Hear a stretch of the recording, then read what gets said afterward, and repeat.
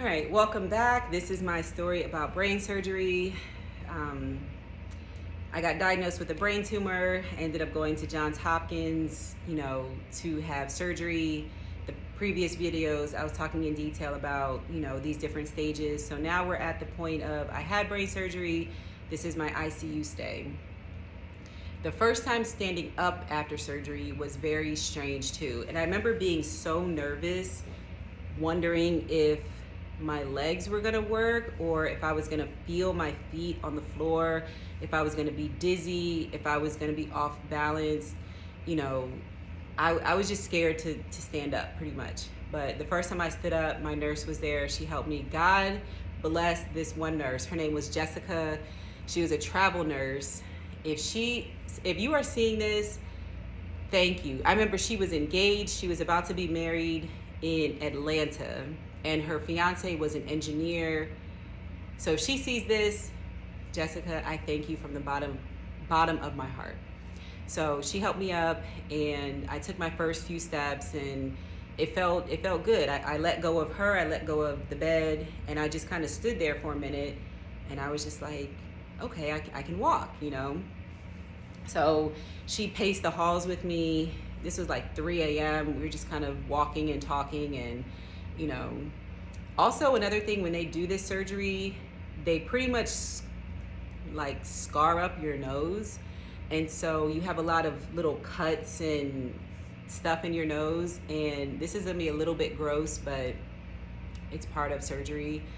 All those little cuts that are like, I had some cuts on the outside of my nose and then on the inside, and they bled, and then the blood dries, but they tell you, do not pick it. And when I tell you, that's very hard to do. Like, imagine you have a crusty nose. We've all seen little kids with crusty noses, but imagine you're a whole grown adult with a crusty nose, a bloody crusty nose that you can't do anything with. I remember one time, instinctively, you just go to pick it, and they said, don't touch your nose. So you just gotta sit there. People are coming in and out of your room, and you're just like, so is that the worst thing in the world for brain surgery? No, but it was still part of it. So I was in the hospital from Wednesday to Friday. The pain was pretty intense. That's another thing. That's the last thing I'll talk about in terms of like the initial after effects. When the anesthesia wore off, I could feel exactly where they drilled behind my right eye. And that sucked. I remember begging for pain medication, because another thing, Hopkins takes pain medication very seriously, and people getting addicted to pain pills. So I was on extra strength Tylenol, which is 500 milligrams, like Tylenol that you can get at CVS or wherever. And I was on 5 milligrams of Oxy. That Oxy felt like baby aspirin. I remember asking my nurse, I need something, like I need some more pain medication. And when I mentioned that to her, I was like an hour or two away from my next dose of medication. And I remember saying, if you have to go outside and get some crack, go get it. At that point, you don't want to hear, oh, we gotta, be mindful. No, we don't. Not right now, we don't. When you are in pain, the last thing you want to hear is some justified, I know it's a justified reasoning, but the last thing you want to hear is, well, you have to wait, or we can't give you that much. Pump me up full of it, please. But the next time I got my pain dose, they doubled it. So I had a whopping 10 milligrams, which again, all it did really was take the edge off. The pain never fully went away. It was just varying levels of the pain. Now I'm, over a year post-op, I fully understand their reasoning behind it. If I had to go through this again, God willing, I don't, I'll be prepared for it. But for the first time, when you're experiencing this, you don't want to feel pain. So anyway, fast forward, I was progressing well, responding well to all of the medication and everything. And Friday came around and they were able to discharge me. You have a meeting with the discharge nurse, I guess it is, tells you what you have to do. She gives you your schedule, your prescriptions, you know, when you take them, if you take them with food, blah, blah, blah. And then your schedule of next appointments. You have to do blood work. And then like 2 weeks after, I had to go for my first nasal exam, post-op nasal exam. So Friday evening, drove home, and I remember it was a very uncomfortable ride home. Every pothole, every bump, every pebble on the road you feel.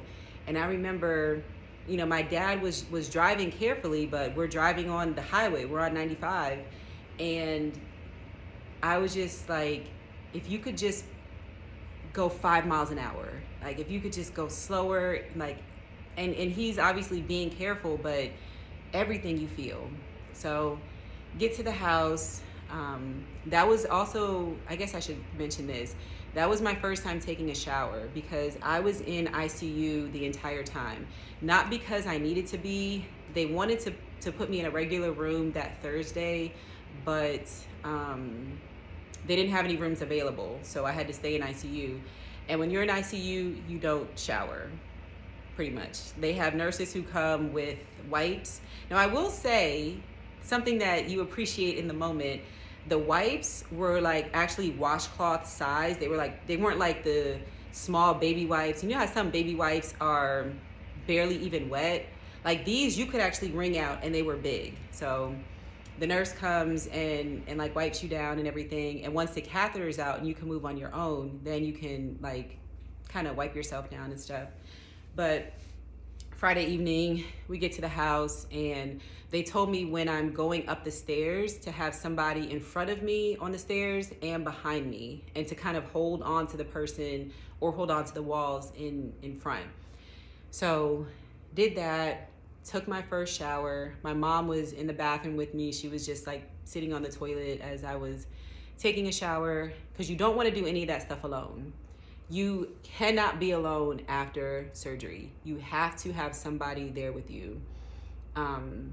Even if you can like walk okay and stuff, but just mentally knowing that someone is there in case something happens is very comforting. So took a shower.